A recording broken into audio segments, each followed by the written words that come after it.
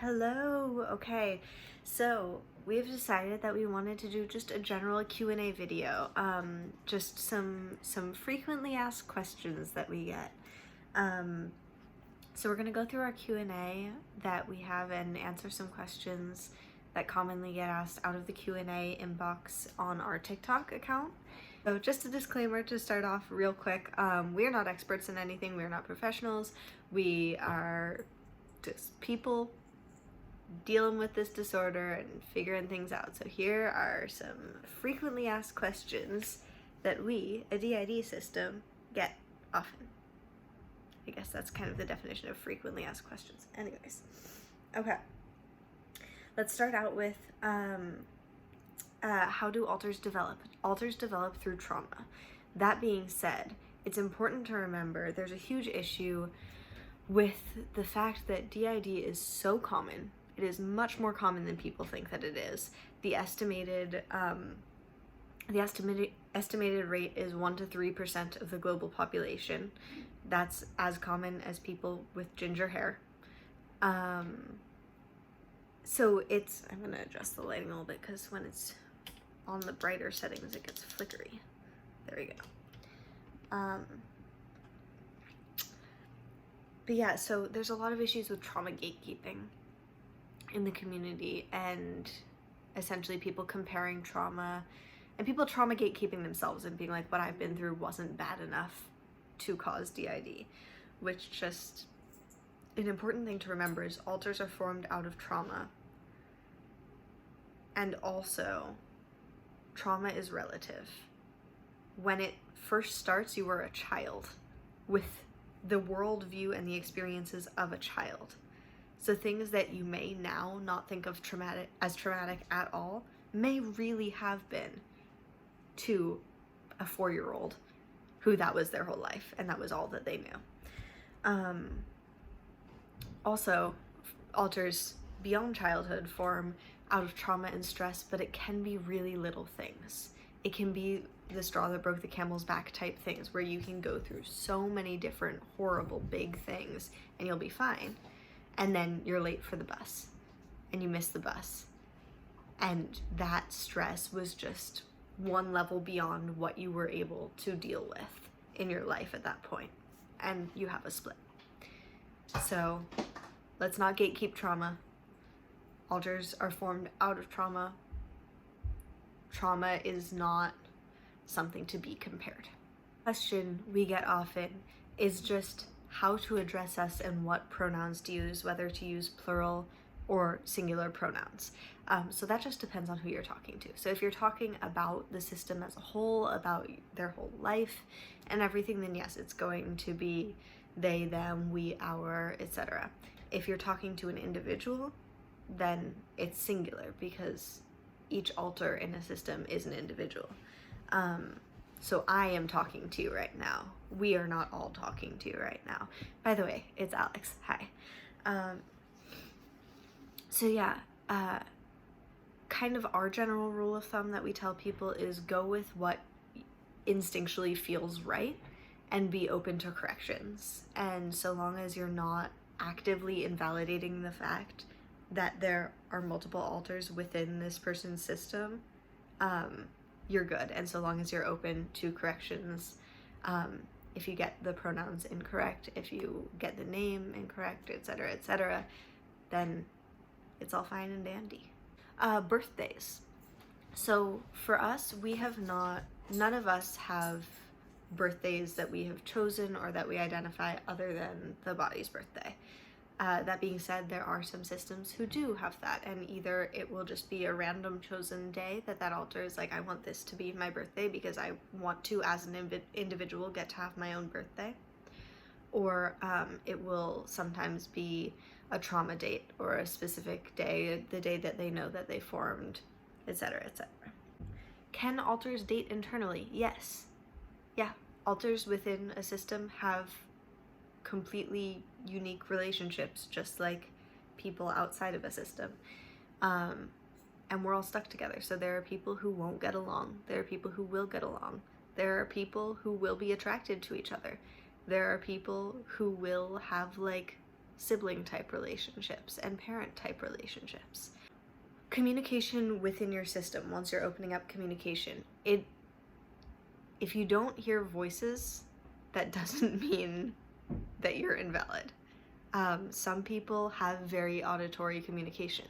Some people have much more. We mostly don't have auditory communication. We have learned to develop some because there are some people in our system who we can't communicate with in other ways, and we were having total blackouts and zero communication, and we learned how to communicate in a more internal auditory way to get through and be able to make contact with them.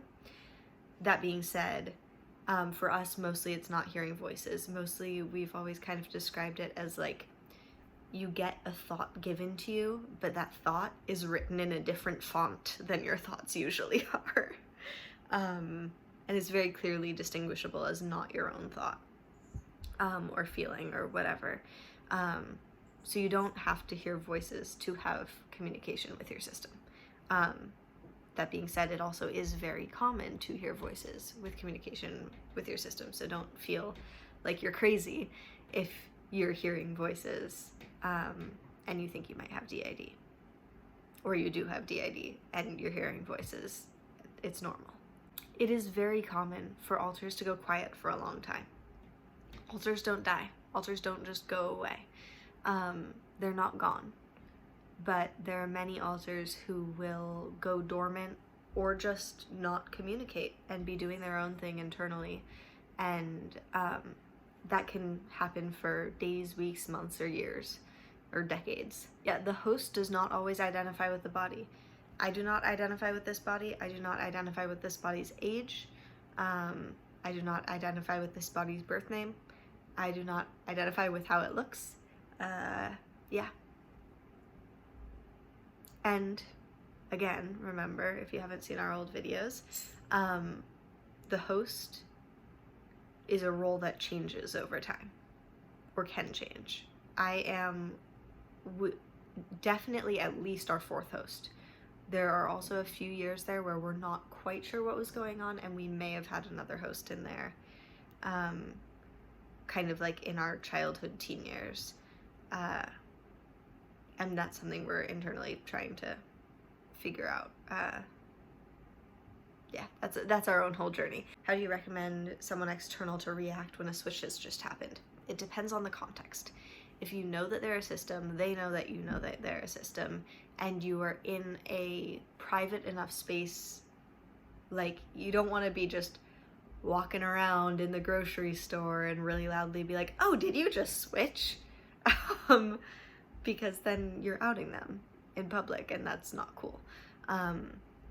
But checking in with people when it's a safe environment to do so, when it won't be making it clear to other people around you, it is always totally okay for you to ask, unless you've had a conversation with that system and they've been like, please don't ask. It's always totally okay to ask, to be like, hey, who is this, by the way? Like, who's fronting right now? Who am I talking to? We have a thing with one of our system friends who we know in person, who it always feels kind of formal to be like, can I ask who I'm speaking with right now? So we just started saying, who you? Because it feels a little bit more just like friendly and conversational. Yeah, really, when someone, if you notice that someone is dissociating and you think they might be switching, the best thing that you can do for them is to make sure that, like, they're able to sit down or something, if possible, but really to try and take over if you're in public with any external communication. So if strangers come up and talk to you, you take that on and let them just have their space. Make sure that they know that they're safe and that you've got them and that you're there for them in that time.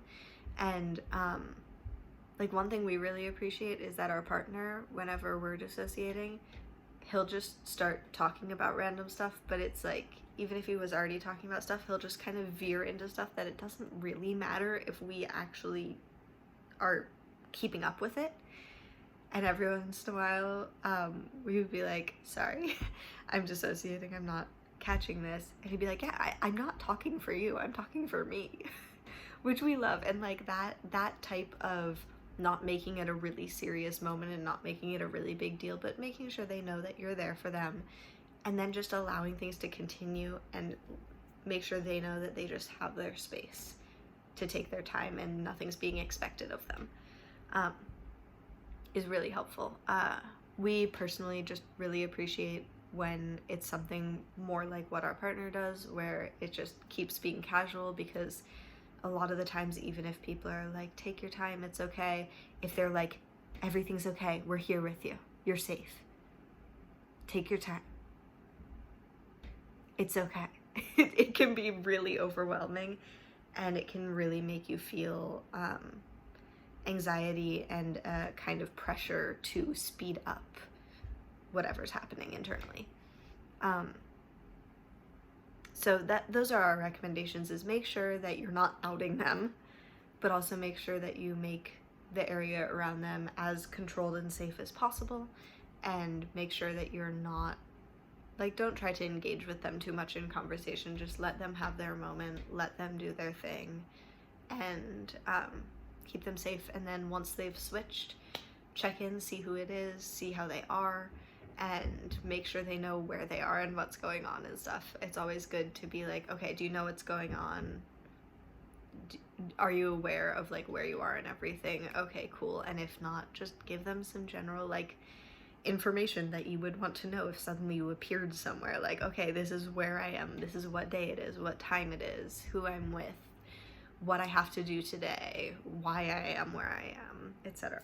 Can Ulcers fight in the inner world? Absolutely.